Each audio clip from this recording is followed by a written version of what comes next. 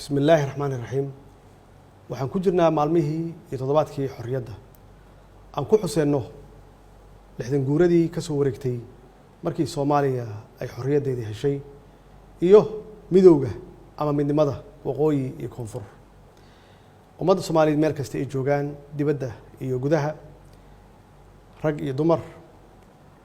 roole iyo caruur mucaarad iyo muxaafid